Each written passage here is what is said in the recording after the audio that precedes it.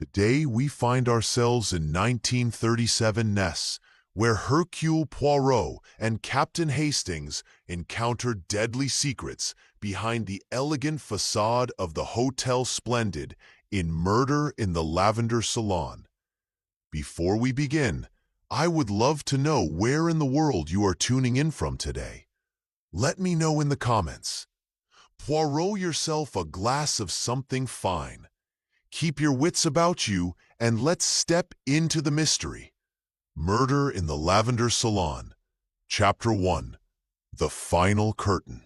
The Mediterranean sun was setting behind the palm trees of the Promenade d'Angly when I arrived at the Hotel Splendid on that fateful evening of March 15th, 1937. I had come to Nice for what I had hoped would be a restful holiday. Doctor's orders, you understand, but fate, it seemed, had other plans in store.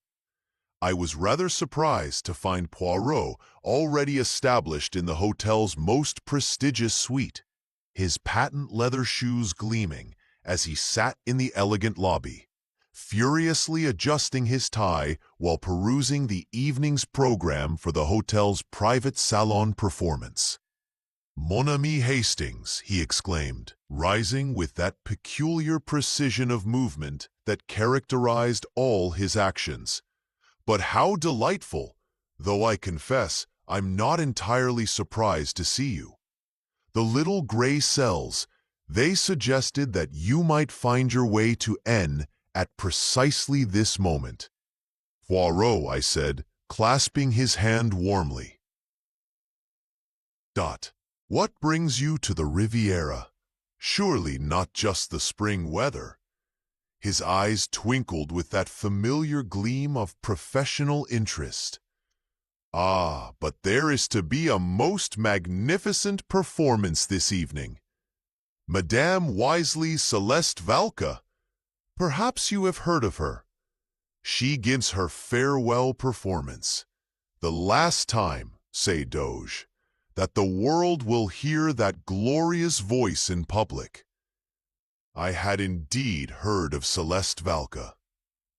But there are curious circumstances surrounding her departure from the stage. Most curious indeed. Before I could inquire further, a commotion erupted from the direction of the hotel's private wing. A woman's scream, high, piercing, and filled with genuine terror, shattered the genteel atmosphere of the lobby. Poirot was on his feet instantly, his small figure moving with surprising speed toward the source of the disturbance. I followed close behind as we made our way through a maze of corridors lined with expensive tapestries and fresh flowers. The scream had come from the Lavender Salon, a private sitting room that the hotel reserved for its most distinguished guests. The door stood open, and I could see a small crowd gathering in the doorway. "Excuse him more, if you please," Poirot said firmly, using his elbows with remarkable effectiveness to push through the assembled guests. I heard mutterings in French, German, and English as we pressed forward. The scene that greeted us was one I shall never forget. Mlle. Celeste Valois sat slumped forward at an ornate vanity table, her magnificent dark hair cascading across scattered cosmetics and sheet music. She wore an exquisite gown of deep burgundy silk, obviously prepared for her evening performance, but her face was turned away from us, resting against the mirror surface. The most striking aspect of the scene, however, was not the tragic figure of the great soprano, but the overwhelming scent that filled the room, a heavy, almost suffocating fragrance of lavender that seemed to emanate from every surface. On the white Italian marble floor beside the vanity lay the shattered remains of what had once been an elegant perfume bottle, its crystal fragments catching the light from the ornate chandelier above. "Bonta," whispered a woman behind us. I turned to see a striking blonde in an expensive evening gown, her face pale with shock. "Is she?" "I'm afraid so, madame," came a voice from near the vanity. A thin, nervous-looking man in hotel livery was wringing his hands. "The doctor has been summoned, but he spread his hands helplessly." Poirot had moved closer to the body, his sharp eyes taking in every detail of the scene. I watched him examine the position of the woman's hands, the arrangement of objects on the vanity, and particularly the pattern of the broken glass on the floor. His nostrils dilated slightly as he tested the air. "Most interesting," he murmured, producing a small magnifying glass from his waistcoat pocket. "Hastings, observe, if you please, the position of these fragments." I looked where he indicated, but could see nothing particularly significant about the scattered glass. It appeared that the bottle had simply fallen and broken. A tragic accident during what might have been the great singer's final moments. "The police, they have been notified." Poirot inquired of the hotel manager, who had appeared at the doorway looking thoroughly distressed. We miss Poirot. Inspector Giraud will arrive presently." "But surely this is simply a terrible accident." "The poor mademoiselle. Perhaps she felt unwell, reached for her perfume," and he gestured helplessly at the scene. Poirot's mustaches twitched almost imperceptibly. "Perhaps, Mr. Dubé, perhaps, but tell me, who discovered the body?" "The maid, Marie," the manager replied. "She came to inform Mademoiselle that her accompanist had arrived for the final rehearsal. When she received no response to her knocking, she used her key and found he could not finish the sentence." I noticed that several of the hotel guests were now gathered in the doorway, their faces bearing expressions of shock, curiosity, and, in some cases, what appeared to be carefully controlled emotion. A distinguished gentleman with graying temples stood beside a woman whose diamonds caught the light as she dabbed at her eyes with a lace handkerchief. Near them, a younger woman in simpler dress watched the proceedings with an intensity that seemed somehow inappropriate to the circumstances. Poirot had completed his initial examination and was now standing perfectly still, his egg-shaped head tilted slightly to one side, as if listening to some sound only he could hear. The heavy scent of lavender continued to pervade the room, and I found myself wondering why it seemed so unnaturally concentrated. The sound of approaching footsteps announced the arrival of the local authorities, and I saw Poirot's face assume that expression of polite resignation he always wore when forced to deal with official incompetence. Inspector Giraud, whom I remembered from a previous case, entered with his usual air of bustling self-importance. As the inspector began his preliminary examination, I caught Poirot's eye and saw there that familiar glint of professional interest mixed with something else, a certain satisfaction perhaps, at finding himself once again confronted with a puzzle worthy of his talents. The Lavender Salon had indeed witnessed its final performance, but I suspected that the drama was far from over. Chapter 2. The Company of Admirers.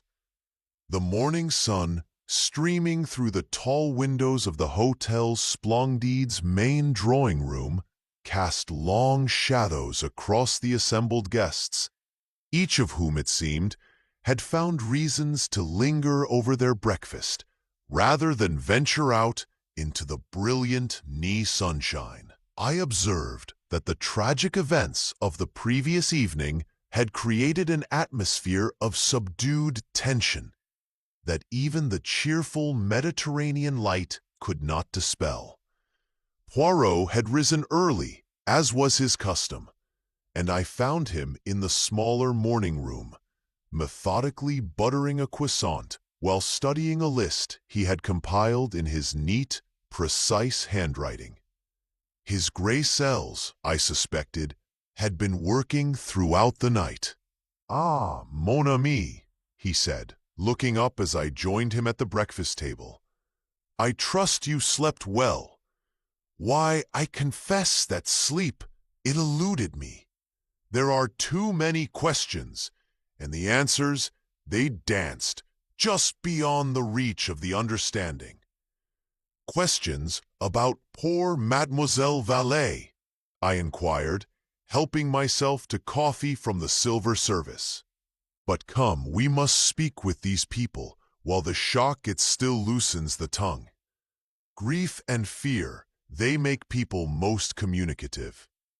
Our first interview was with Baron Wilhelm von Stalin, whom we found on the hotel's terrace, apparently absorbed in reading a German newspaper.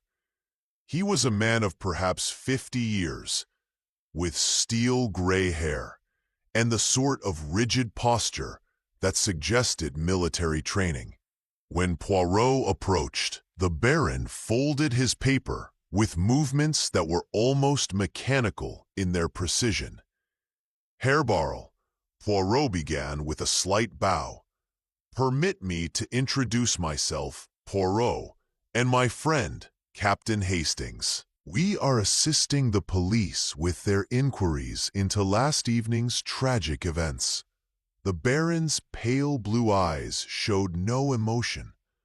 "A most unfortunate accident," he said in accented but precise English.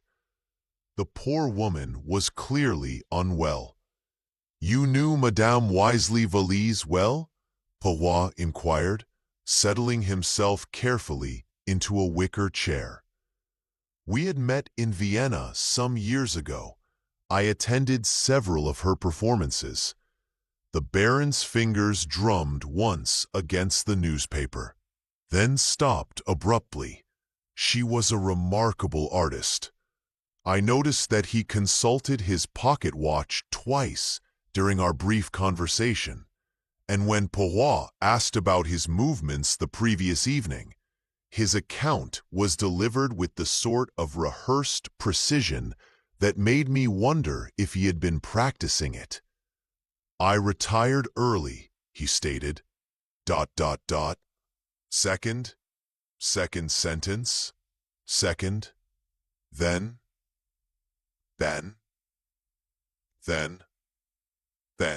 The mountaineer, it does not agree with me as it once did. I was in my room by 9 o'clock. Our next encounter was with the young woman I had noticed watching the scene so intently the night before. Marguerite Dubois proved to be Mademoiselle Valise's understudy, a petite brunette with intelligent dark eyes and calloused fingertips that spoke of countless hours at the piano. We found her in the music room, staring at the sheet music that had been prepared for the evening's cancelled performance. Her shoulders shook slightly, though, whether from grief or some other emotion, I could not determine. "Moselle," Poirot said gently, "we are deeply sorry for your loss." She turned toward us, and I saw that her eyes were red-rimmed, but dry.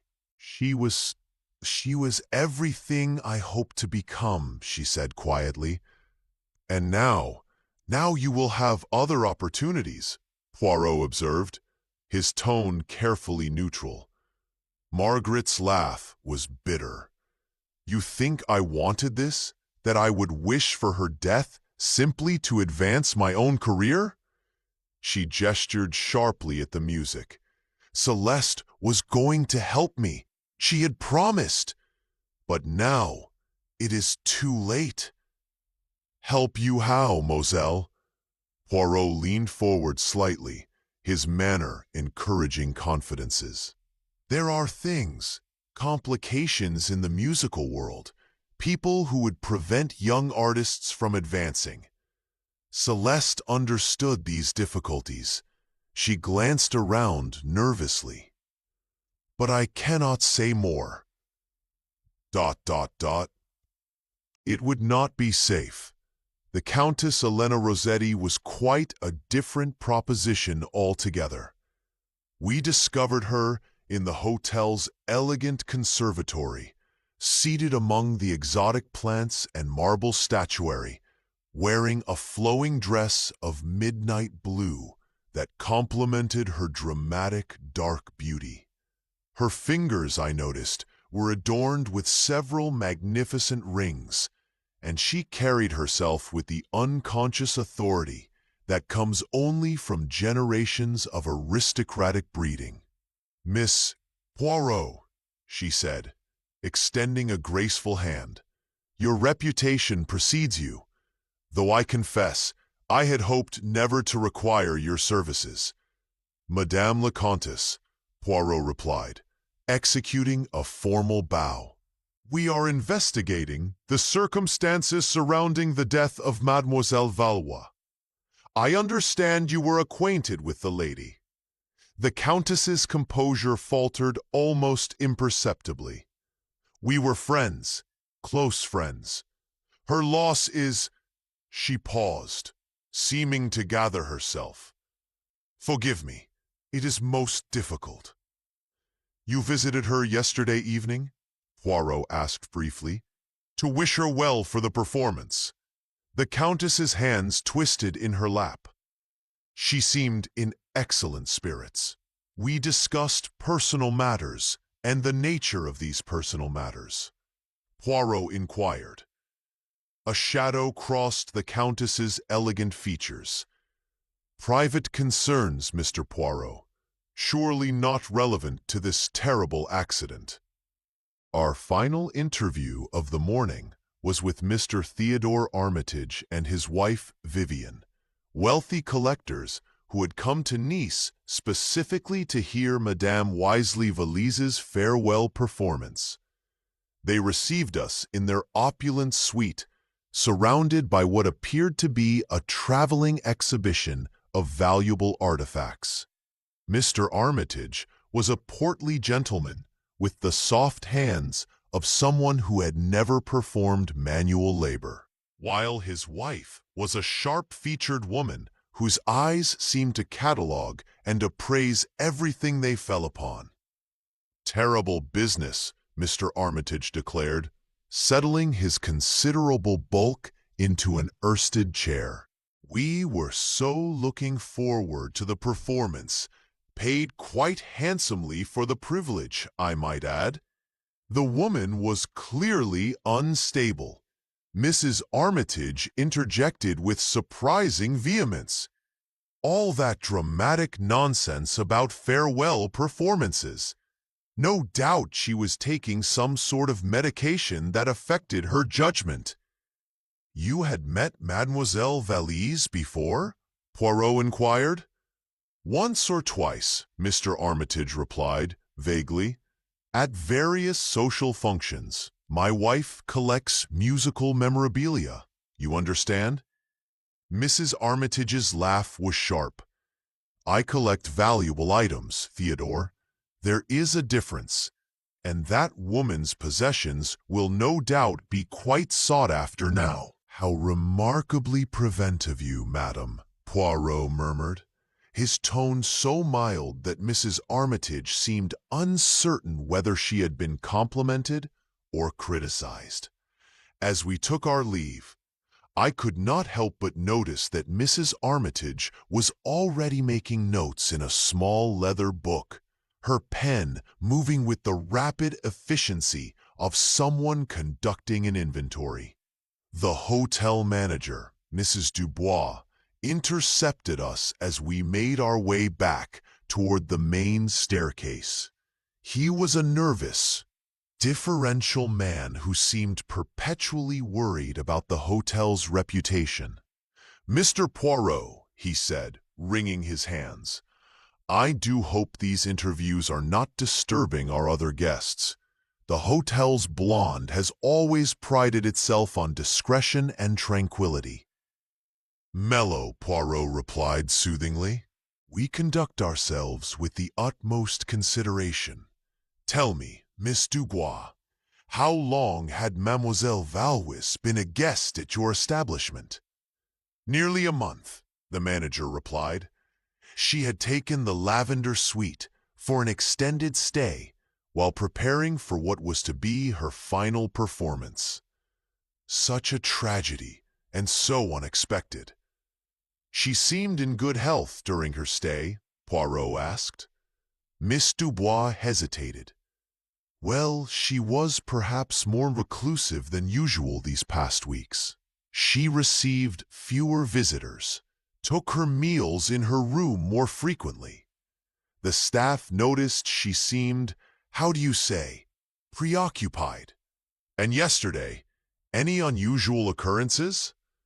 "She had several visitors throughout the day. The Countess, as she mentioned, the young Mademoiselle Dubois came for their usual rehearsal," and he paused, looking uncomfortable.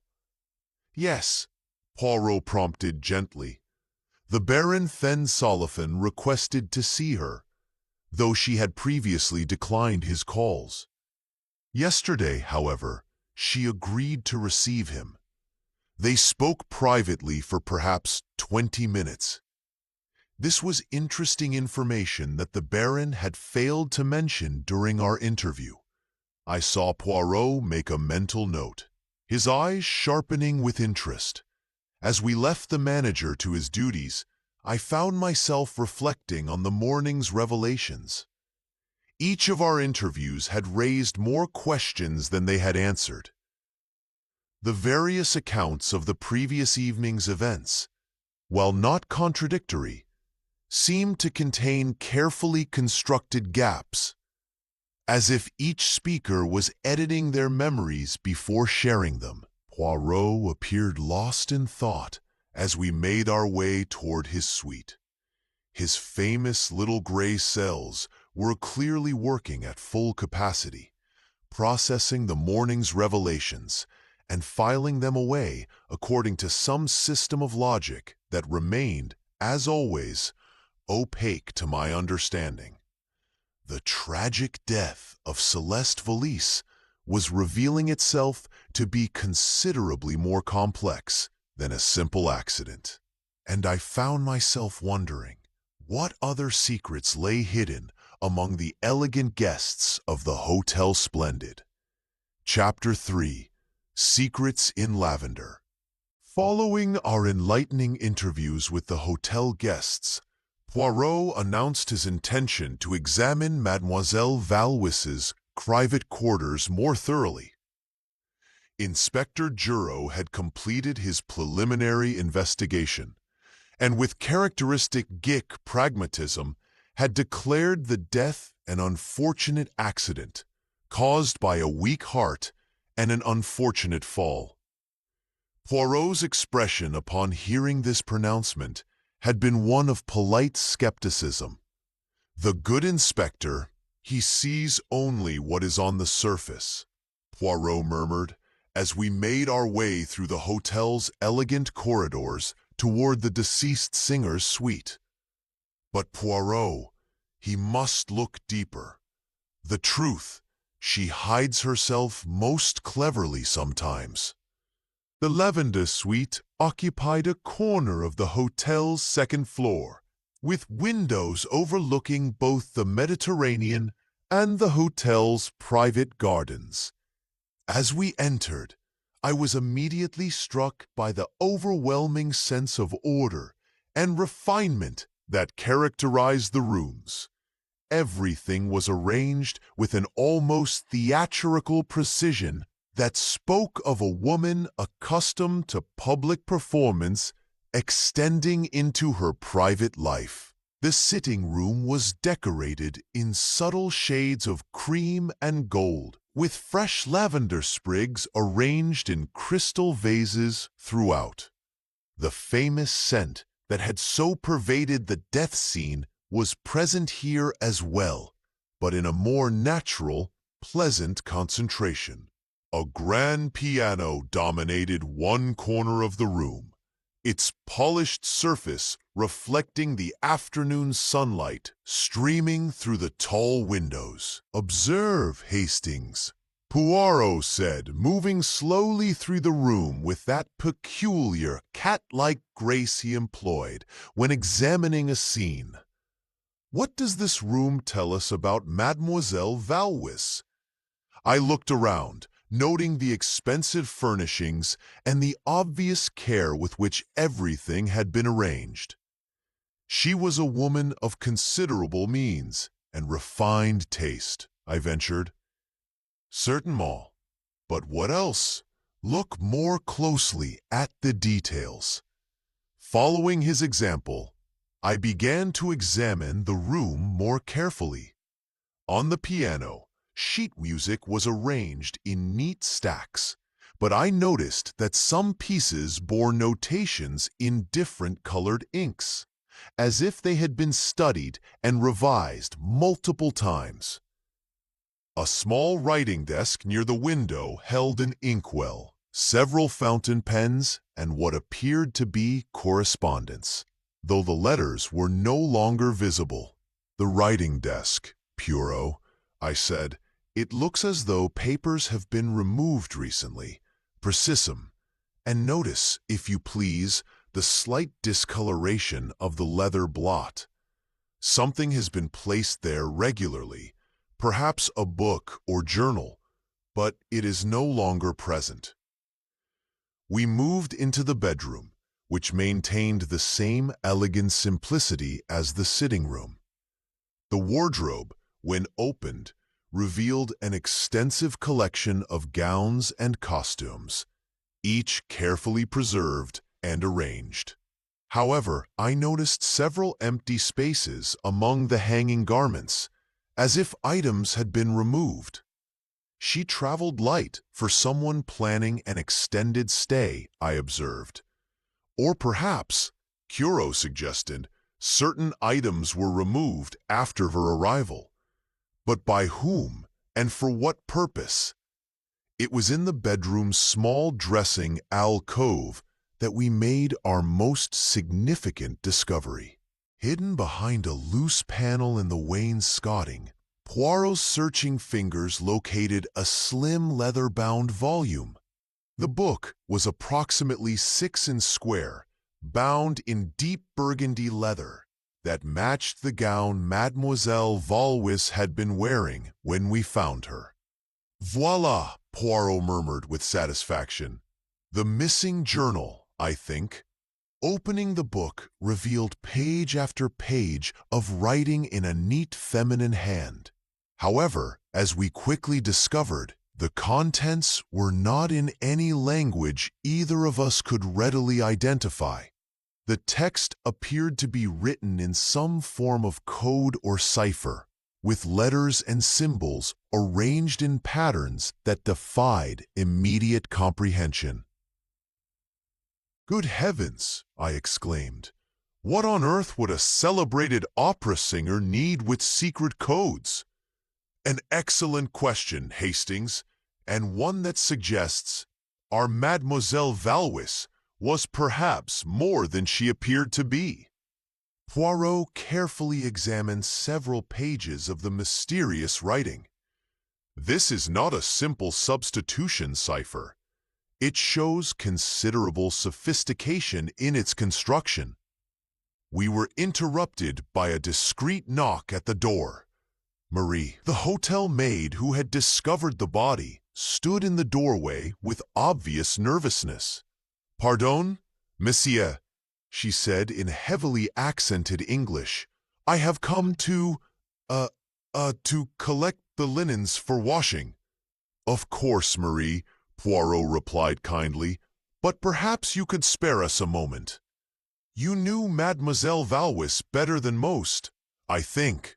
The young woman's hands twisted in her apron. She was always very kind to me, Missy.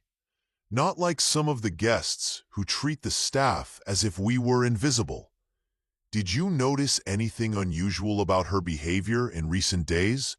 Poirot asked. Marie hesitated, glancing around the room as if afraid of being overheard. She seemed worried, Missy. She would ask me strange questions about the other guests, who visited whom, what conversations I might have overheard, and she was always writing in that little book of hers. This book. Poirot showed her the journal we had discovered.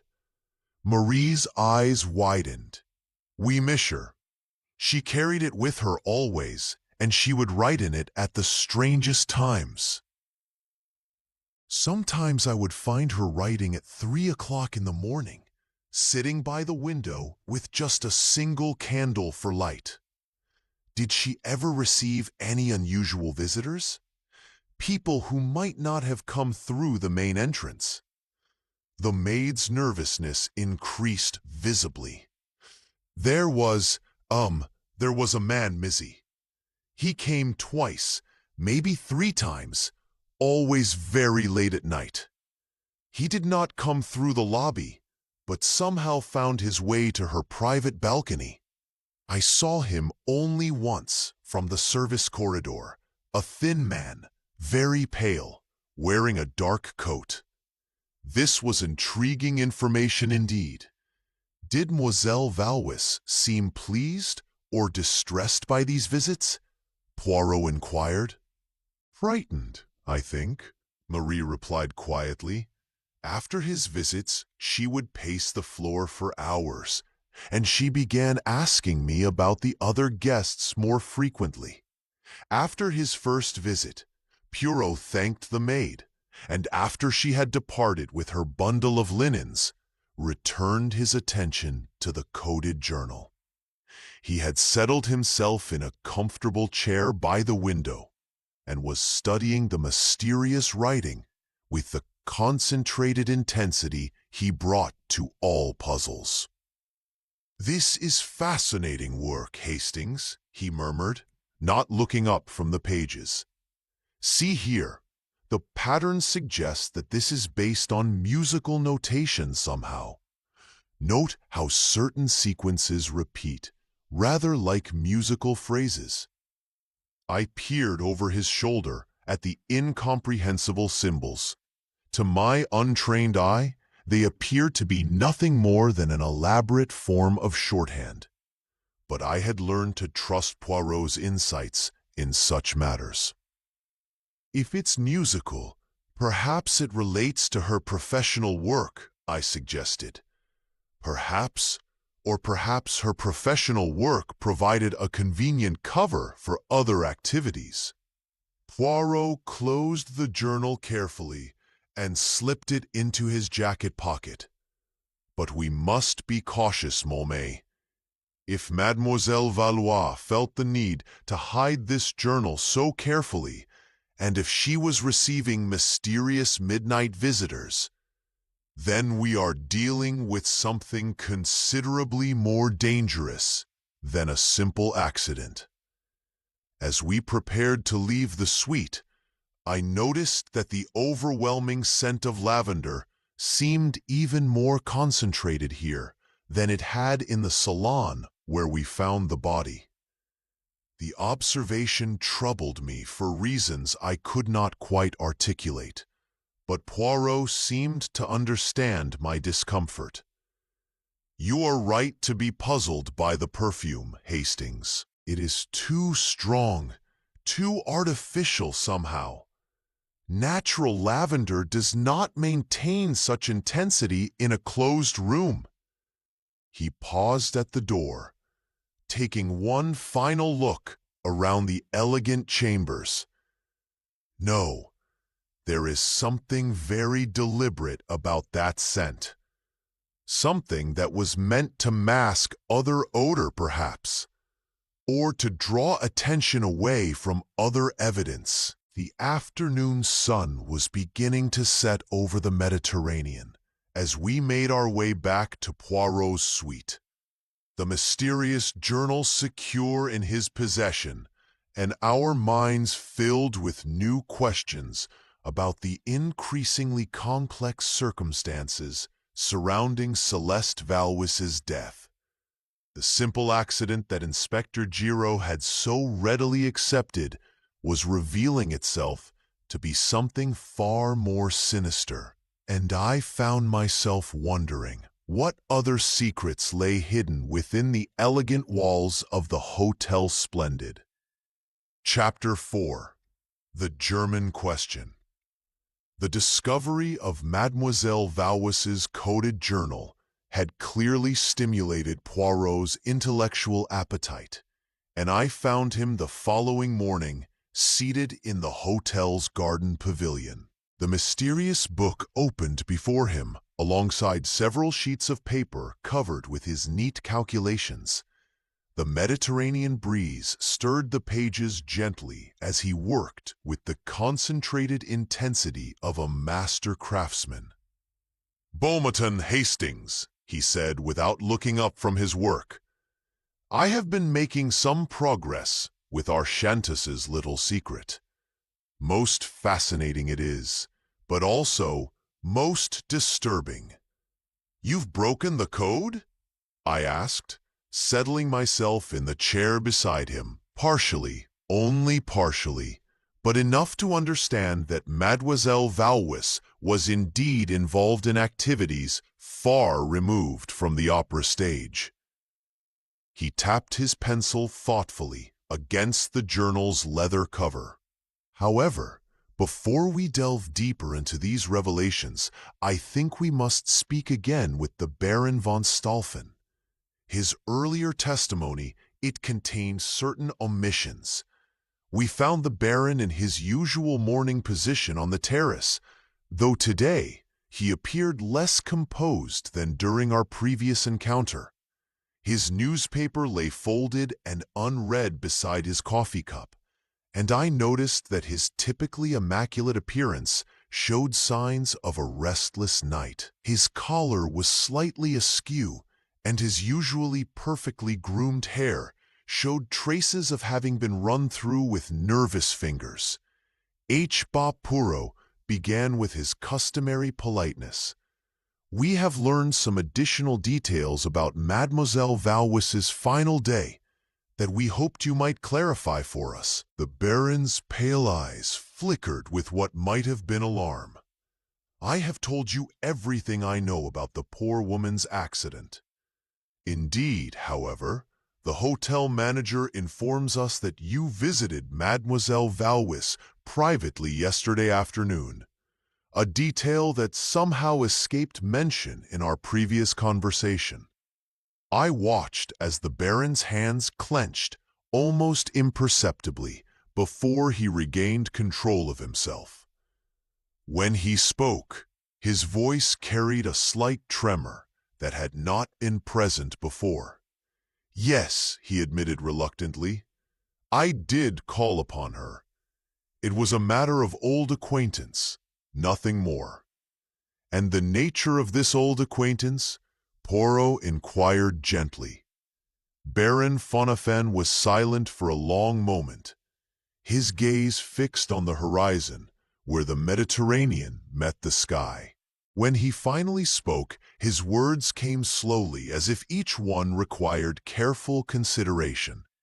"I knew Celeste Mademoiselle Valois in Vienna, as I mentioned, but our association was more complex than I initially indicated." He paused, consulting his pocket watch in that nervous habit I had noticed before. "We were both involved in certain cultural exchanges between nations, musical collaborations that sometimes served other purposes." "What sort of other purposes?" I found myself asking, though I suspected I already knew the answer. The Baron's laugh was bitter. "Information, Captain Hastings. In these troubled times, those who travel freely between countries who are welcomed in the salons of the powerful, sometimes find themselves in possession of knowledge that others value highly. "You're speaking of espionage," Poirot stated matter-of-factly. "I am speaking of survival," the Baron replied sharply. "Do you think a German nobleman can travel freely in Europe today without providing certain assurances of his usefulness, without demonstrating his value to those who might otherwise view him with suspicion?" This revelation cast an entirely new light on our investigation. I found myself studying the Baron with fresh eyes, noting details I had previously dismissed. The way his gaze constantly surveyed the surrounding area, his careful positioning at tables that allowed him clear views of all entrances, and his habit of speaking in lowered tones, even when discussing apparently innocent topics, and Mademoiselle Valwis's role in these cultural exchanges. Poirot prompted. She was a courier of sorts. Her concert tours provided excellent cover for carrying information between various interested parties. The Baron's voice grew even quieter, but she had grown careless in recent months. Too confident, perhaps, or too frightened? She spoke of wanting to withdraw from these activities, and certain parties were reluctant to allow her retirement. The Baron nodded grimly. There were those who felt she knew too much to simply walk away. Her farewell performance was to have been more than symbolic. It was to mark the end of her usefulness in other capacities as well. The mysterious visitor who came to her balcony, I said suddenly, remembering the maid's testimony, was he connected to these activities? Baron von Stahlen's face went pale. "You know about Heinrich? Then you understand the danger we are all in. He was her handler, her contact with certain gay, interested parties. If he was here in Nice, then the situation was far more serious than I realized. This Hinnish, describe him, please," Poirot requested. "Thin, pale, always dressed in dark clothing. He moves like a shadow and has the disconcerting habit of appearing without warning. I had hoped never to see him again after Vienna, but if he followed Celeste here," the Baron left the sentence unfinished, but the implication was clear. "Your visit to Moselle Valois yesterday, was it to warn her of some danger?" "It was to plead with her to be more careful. There had been incidents involving others who had tried to leave the network. I feared for her safety, but she laughed at my concerns. She said she had taken precautions, that she had insurance against anyone who might wish her harm." "What sort of insurance?" Poirot's voice sharpened with interest. She would not say, only that she had documented everything, and that certain revelations would prove embarrassing to powerful people if anything happened to her. The Baron stood abruptly, his agitation obvious, but such precautions are meaningless against men like Heinrich. They have ways of making deaths appear accidental, natural. Poor Celeste was naive to think her insurance would protect her. As the Baron prepared to leave us, Poirot posed one final question. "This journal that Mademoiselle Valois kept, would it have contained the sort of documentation she referred to as insurance?" The Baron's face showed genuine alarm for the first time. "If such a journal exists, Mr. Poirot, then everyone mentioned in it is in mortal danger. These people do not tolerate loose ends, and they consider exposure to be a form of treason that demands the ultimate penalty. After the Baron's departure, I found myself acutely aware of our surroundings in a way I had not been before. The cheerful Mediterranean setting suddenly seemed less benign, and I caught myself scanning the faces of other hotel guests with new suspicion. "This puts a rather different complexion on things, doesn't it, Poirot?" I said. "If we're dealing with international espionage, it explains much."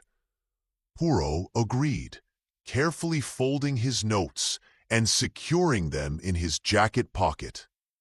The sophisticated cipher, the mysterious visitors, the victim's evident fear in her final weeks. But it also raises new questions.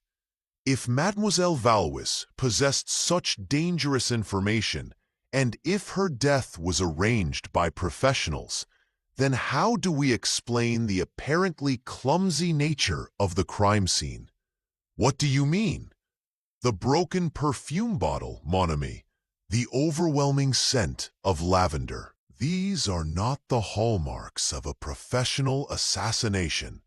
They suggest either amateur work or, he paused thoughtfully, or perhaps they are meant to suggest amateur work. As we made our way back toward the hotel, I could not shake the feeling that we were being observed. The Baron's revelations had opened a window into a shadowy world where famous singers carried state secrets and mysterious men crept along balconies in the dead of night. Yet somehow, these dramatic revelations seemed to complicate rather than clarify the central mystery of Celeste Valois's death. The truth, as Poirot so often observed, was proving to be considerably more complex than it first appeared. Chapter 5. Affairs of the Heart. The revelations about Baron von Stahlen's espionage connections had cast a new and sinister light over our investigation. But Poirot remained convinced that we had not yet uncovered the complete truth. As we returned to the hotel that afternoon, he announced his intention to speak once more with Countess Elena Rossetti. "The Countess, she has been most economical with the truth," he observed, adjusting his tie with characteristic precision. "And in matters involving secrets of the heart, women often prove to be the most dangerous adversaries of all." We found the Countess in her private sitting room, a luxuriously appointed space overlooking the hotel's rose gardens. She was seated at a small writing desk, a half-finished letter before her, but I noticed that her pen had remained motionless for some time. Her elegant fingers trembled slightly as she set it aside upon our entrance. "Missapro, Captain Hastings," she said, rising gracefully despite the obvious strain in her voice. "I confess I have been expecting you. The walls of even the finest hotels have ears, and news travels swiftly in such confined spaces." "Then you are aware that we have learned of Mademoiselle Valois's additional activities?" Poirot inquired gently. The Countess moved to the window, her silhouette framed against the golden afternoon light. "If you mean her involvement with certain political interests, then yes, though I suspect you may not yet understand the full complexity of the situation." "Perhaps you would enlighten us, madame." She turned back to face us, and I was struck by the profound sadness that shadowed her aristocratic features. "Celeste and I, our relationship was far more intimate than I initially suggested. We were not merely friends, Monsieur Poirot. We were lovers." The simple statement hung in the air between us, heavy with implications. I found myself somewhat embarrassed by such a frank admission, but Poirot merely nodded as if he had long suspected as much. "This relationship began in Vienna," he asked. "3 years ago, when she performed at the State Opera, I was there with my husband, a diplomatic visit of sorts." The Countess returned to her chair, her movements carrying the weight of someone bearing a heavy burden. "Antonio, my husband, was engaged in discussions with various Austrian officials about mining concessions, tedious business affairs that required endless social obligations. But you found Mademoiselle Valwis's company more stimulating." A ghost of a smile crossed the Countess's lips. "She was magnificent, Mr. Poirot. Not merely her voice, though that was heaven itself, but her mind, her passion for life, her courage. She was everything I was not permitted to be in my own existence. And your husband was unaware of this attachment. Antonio sees only what serves his business interests. As long as I fulfilled my social obligations and maintained the proper appearances, he cared little for my private friendships." Her voice carried a note of bitterness. "Though recently, that began to change." "How so, madame?" The Countess hesitated, her hands clasping and unclasping in her lap. Someone had been sending him anonymous letters, suggestions that his wife's behavior was becoming the subject of speculation in certain circles. Nothing explicit, you understand, but sufficiently clear to arouse his suspicions. "Blackmail," I said, understanding immediately. "Of a sort, yes, though no money was demanded." The letters seemed designed purely to create discord, to threaten the discretion that had protected us both. She stood again, pacing to the mantelpiece, where a collection of silver-framed photographs displayed various social occasions. Celeste was convinced that someone was attempting to manipulate us both. "Did she suspect who might be responsible?" Poirot asked. "She had theories, but would not share them with me. She said, 'The less I knew, the safer I would be.'" The Countess picked up one of the photographs, a formal portrait of herself and a distinguished-looking gentleman I assumed to be her husband. But she was frightened, Mr. Poirot, more frightened than I had ever seen her. "The silk scarf that was found in an unexpected location," Poirot said suddenly. "Was it yours, madame?" The Countess's composure faltered completely. "How did you—" "Yes, it was mine, a favorite of Celeste's." She said the color reminded her of twilight over the Adriatic. Her voice dropped to barely above a whisper. "I had left it in her room some days ago, but it was discovered in the corridor outside the Baron's suite." Pooh observed, "Can you explain how it came to be there?" "I retrieved it yesterday evening, after visiting Celeste to wish her well for the performance." The Countess's hands were shaking now. "I knew it would be our final meeting. Once she retired from public life, she planned to disappear entirely for both our sakes." "You visited her before the performance?" "Yes, but she was different, agitated in a way I had never seen. She kept checking the time, glancing toward the windows as if expecting someone. She gave me back the scarf and several other small gifts I had given her over the years. She said it was safer if I had no mementos that could connect us." "What time did you leave her?" "Perhaps 7. I intended to return to my room to prepare for the evening's performance." But she paused, her breathing becoming irregular. "But I encountered Baron von Stalin in the corridor. He seemed equally agitated, and when I dropped the scarf, He helped me retrieve it. We spoke briefly about Celeste's strange behavior. What did the Baron say? That she was in grave danger and that I should stay away from her. He said there were people watching the hotel, people who would not hesitate to harm anyone they perceived as a threat. The Countess sank back into her chair. I thought he was being overly dramatic, but now you believe his warnings were justified, the way she died. Mr. Poirot, it was too convenient, too perfectly timed. Celeste was many things, but she was not careless with her health or her person. She would never have taken medication carelessly or allowed herself to become so overwrought as to suffer an accidental poisoning. You believe she was murdered? The Countess met his gaze directly. I believe someone wanted her silenced before she could retire from her other activities.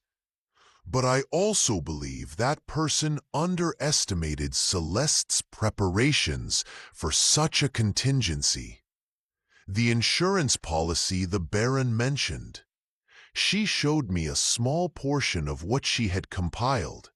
Names, dates, locations of meetings, coded references to information that had been passed along, enough to destroy several powerful men if it ever became public. The Countess's voice grew stronger.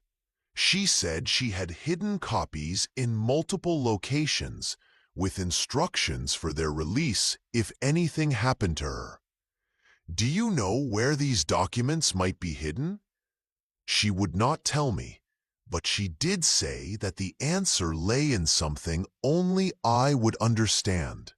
A reference to our first meeting, our first conversation about her art. The Countess looked puzzled. She spoke of the area that made her weep, but I confess, I cannot recall which specific piece she meant.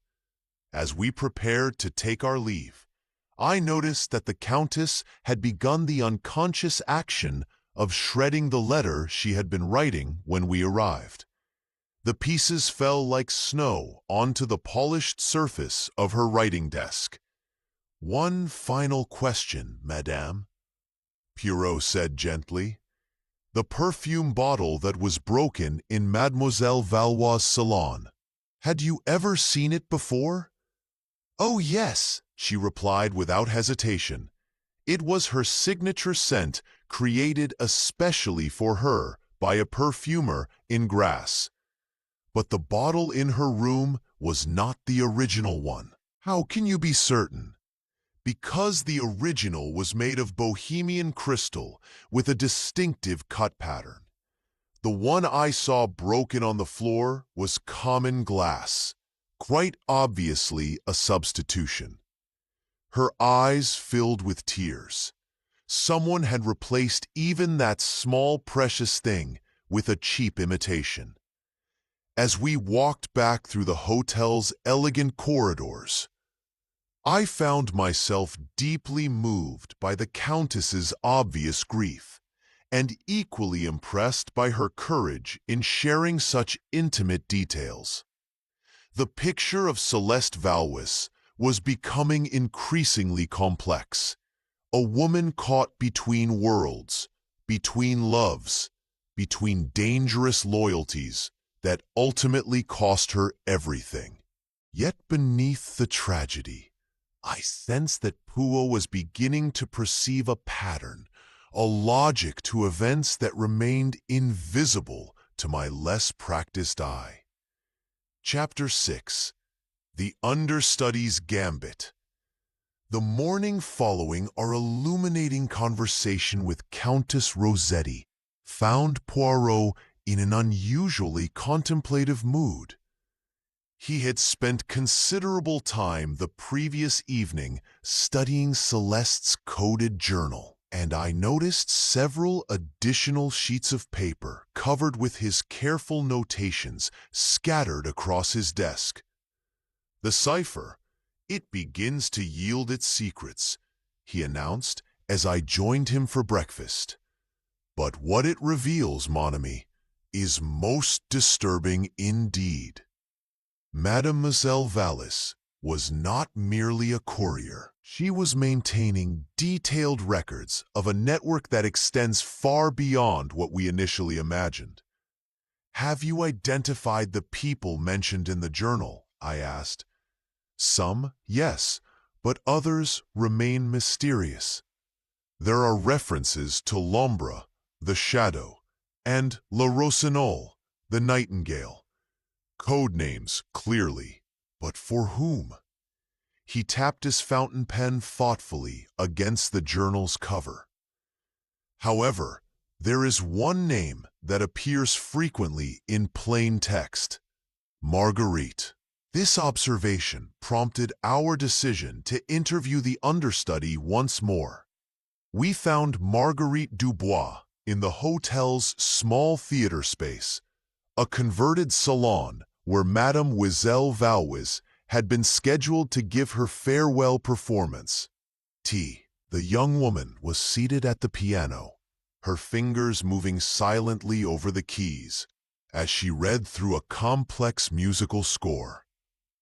"Mademoiselle Dubois," Poirot said gently, his voice carrying clearly in the acoustically perfect space. "We hope we are not intruding upon your rehearsal." She looked up, and I was struck by how much older she appeared than during our previous encounter. The events of the past few days seemed to have aged her considerably, adding lines of worry around her eyes and attention to her posture that spoke of sleepless nights. "I was not rehearsing, Miss Poirot," she replied quietly. "I was simply remembering. Celeste taught me this piece, and I wanted to hear it once more as she would have played it." The piece has special significance. It was the first aria she ever performed professionally, or Mio Bababino Carol from Puccini's Gianni Schicchi. She said it represented the moment she knew she was truly an artist, not merely someone who could carry a tune. Margaret's fingers traced the notes on the page with obvious reverence. She called it the aria that made her weep.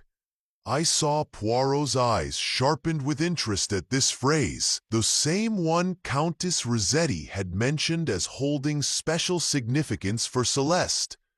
"You were very close to Mademoiselle Valvis?" Poirot inquired. "She was like a mother to me," Margaret replied, her voice thick with emotion. When I first came to Nice 3 years ago, I was nobody, a provincial girl with dreams too large for her circumstances. Celeste took me under her wing, taught me not just music, but how to survive in a world that can be very cruel to young women with artistic ambitions." "Survive in what way, mademoiselle?" Marguerite hesitated, glancing around the empty theater as if afraid of being overheard. "There are men in this business, Mr. Poirot, who believe that a woman's artistic talents are secondary to other services she might provide. Celeste showed me how to avoid such entanglements, how to protect myself while still advancing my career." "And did she also teach you about her other activities, the ones unrelated to music?" The young woman's face went pale. "I don't know what you mean." "Come, Mademoiselle, we have learned about the network, about the information being passed between various parties. Your name appears frequently in Mademoiselle Valwis's private records."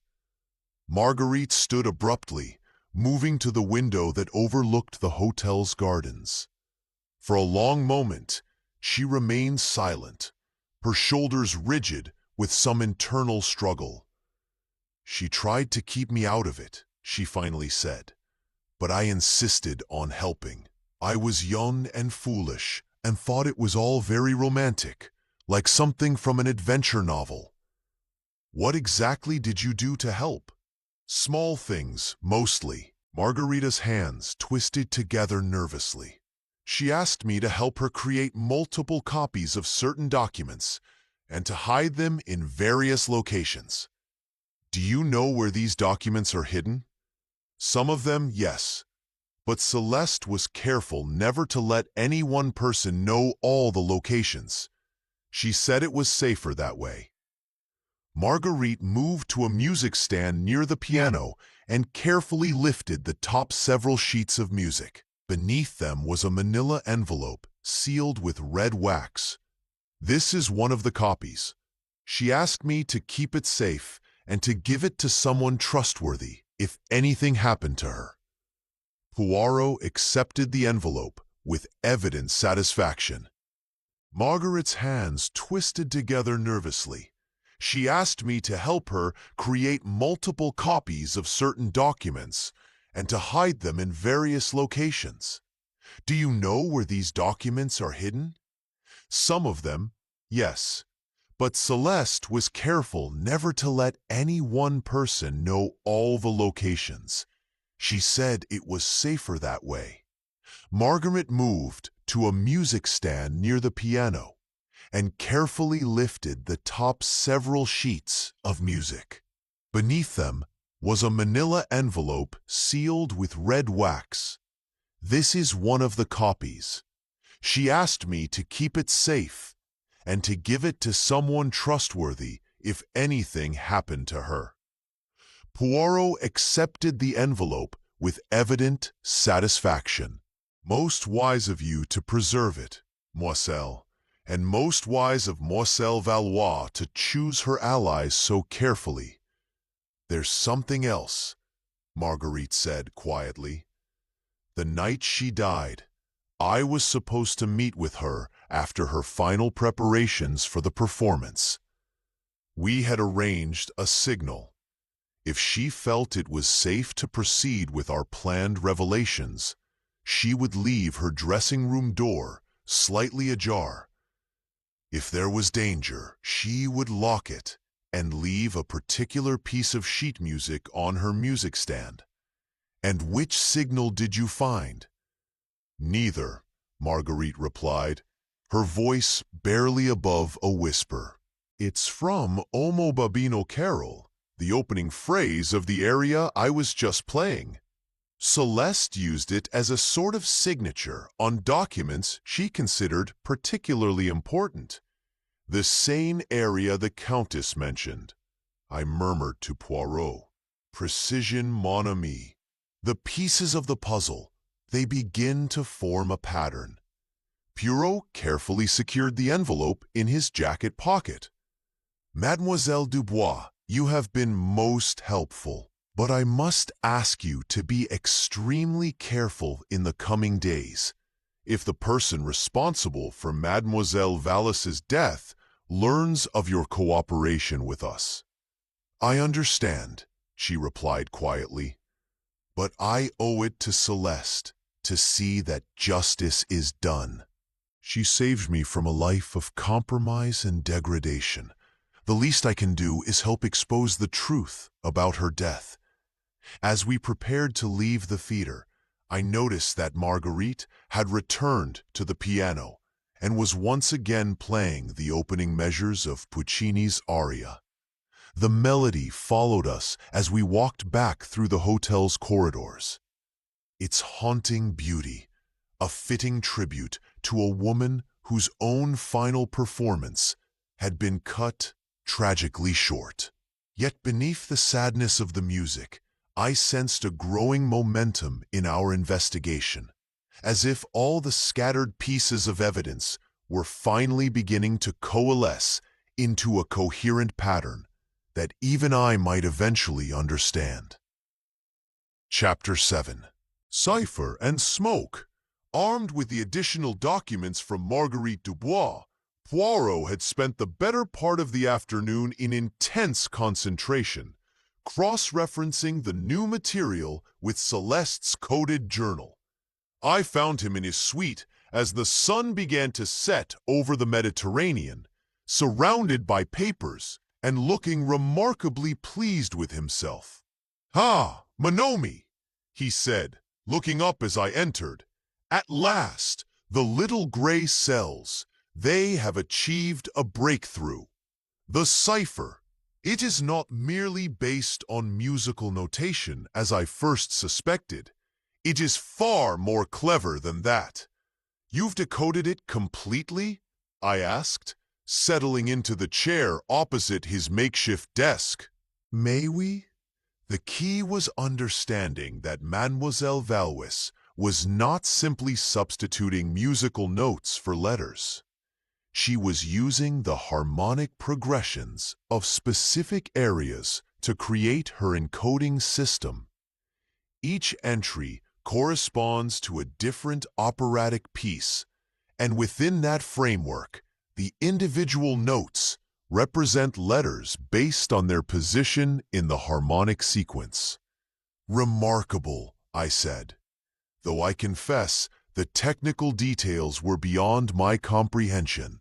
"And what has it revealed?" Poirot's expression grew grave. "A network far more extensive than we imagined. Industrial secrets, diplomatic communications, even military intelligence, all flowing through what appeared to be innocent cultural exchanges. But more importantly, it reveals who was coordinating these activities from this very hotel." Before he could elaborate, there was a soft knock at the door.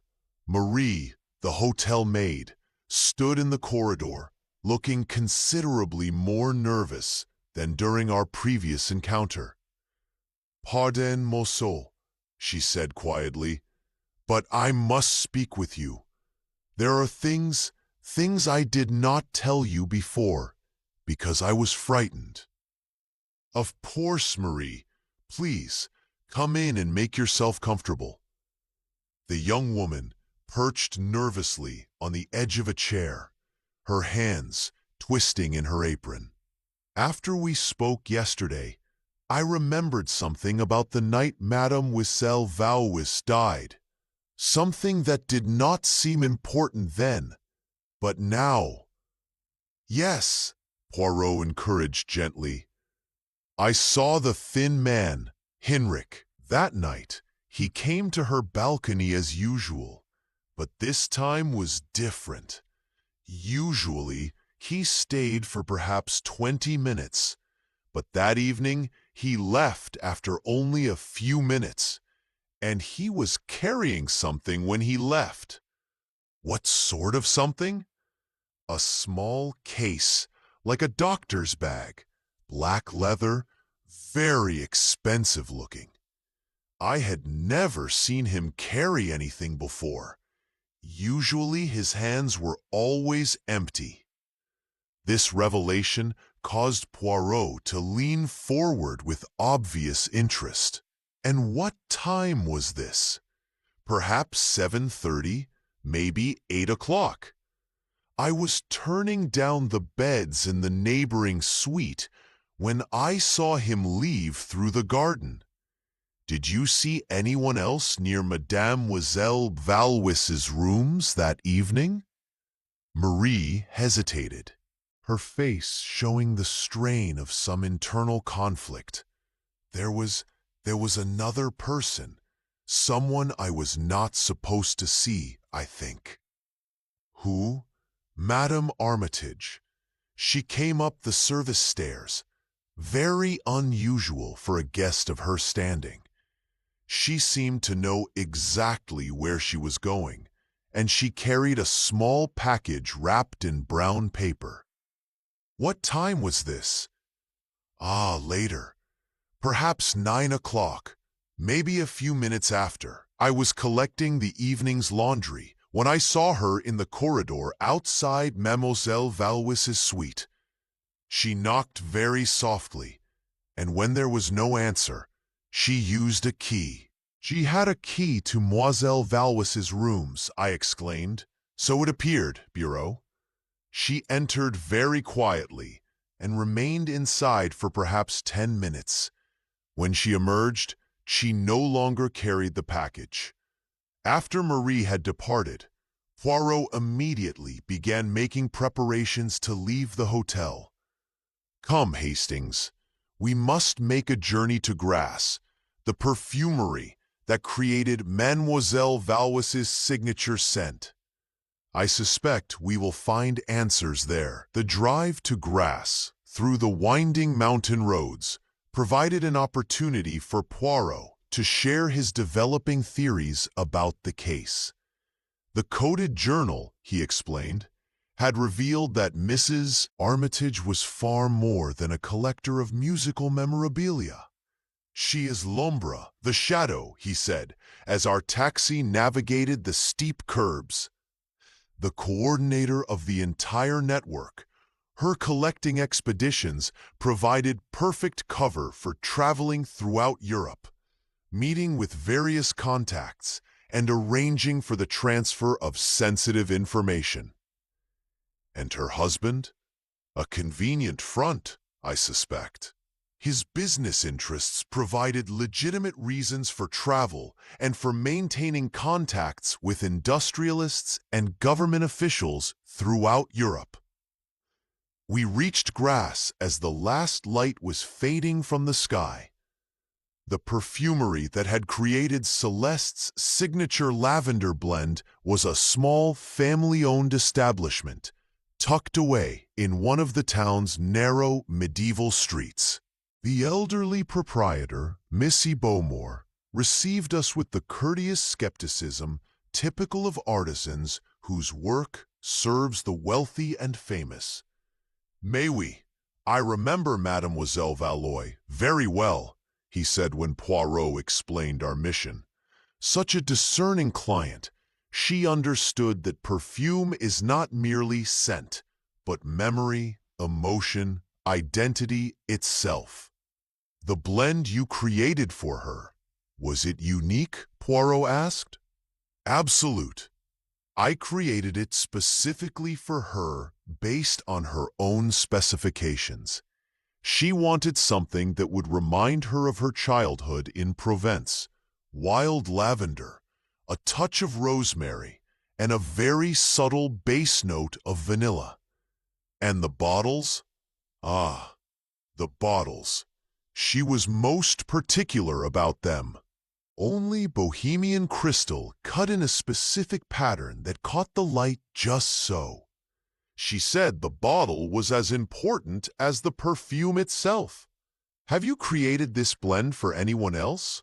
Mrs. Beaumont shook his head emphatically. "Never. It was her signature, her exclusive creation." Though he paused, looking troubled. "Yes, there was a woman who came here perhaps 2 weeks ago. She brought a sample of the perfume and asked me to create something similar, but in a different concentration. She claimed to be Mademoiselle Valois's assistant, but something about her manner seemed incorrect." "Can you describe this woman?" "Middle-aged, well-dressed, with very sharp eyes. She spoke French with an English accent and was most insistent that I create the blend immediately. She also requested that I use common glass bottles rather than crystal." "Did you fulfill her request?" "I created a similar blend, but I was not comfortable with the deception. The concentration she requested was much stronger than the original, almost overwhelming in its intensity.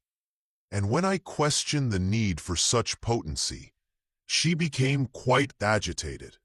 As we drove back to Nice through the darkened countryside, the pieces of the puzzle were beginning to form a coherent picture in my mind. The substitute perfume bottle, the unnaturally strong scent in the death room, Mrs. Armitage's mysterious visit with a package, all pointed toward a carefully orchestrated plan. "She killed her," I said suddenly. "Mrs. Armitage killed Celeste Valois." "The evidence certainly suggests it," Poirot agreed, "but we must still determine exactly how the crime was accomplished, and more importantly, Why Mrs. Armitage chose to eliminate someone who was clearly a valuable asset to her network. Perhaps Celeste had become too dangerous to keep alive. Perhaps, or perhaps there was something more personal at stake. Poirot stared out at the lights of Nice as they came into view below us. Tomorrow, mon ami, we will gather all our suspects together and reveal the truth. But tonight, I must ensure that we have identified all the components of this most cleverly constructed crime.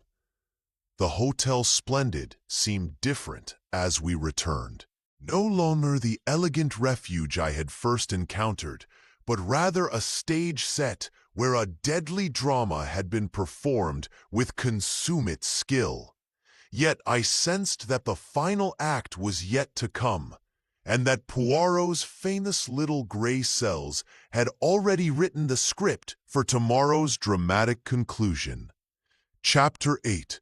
The Final Performance.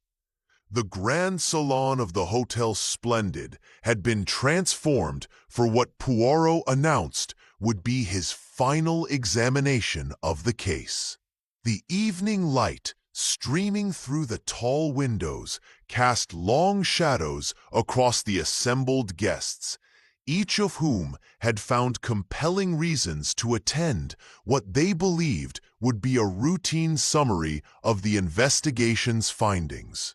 I took my customary position near the marble fireplace, from where I could observe both pro and the reactions of our assembled suspects.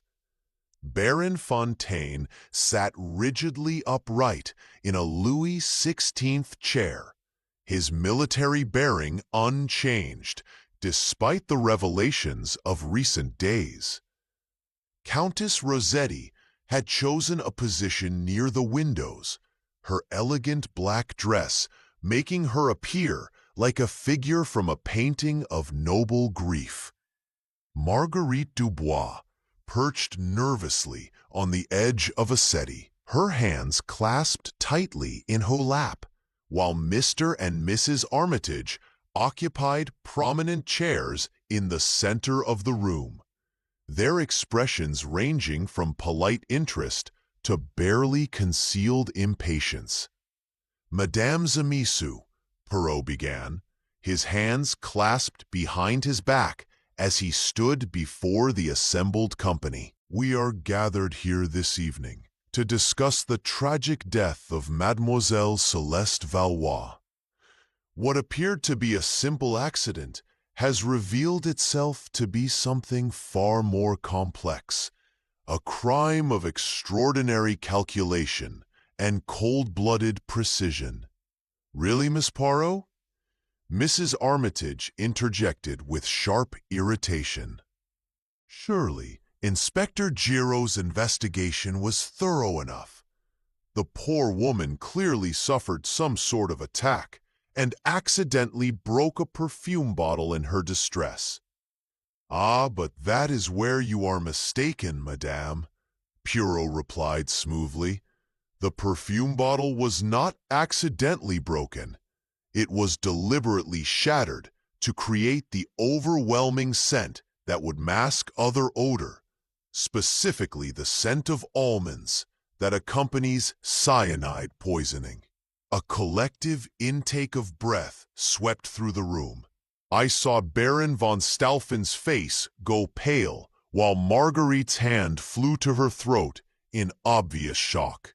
Cyanide, the Countess whispered. But how is that possible? There was no evidence of because the poison was not administered in the traditional manner, Poirot continued. It was delivered through the one medium that Mademoiselle Valois would never have suspected, her beloved lavender perfume.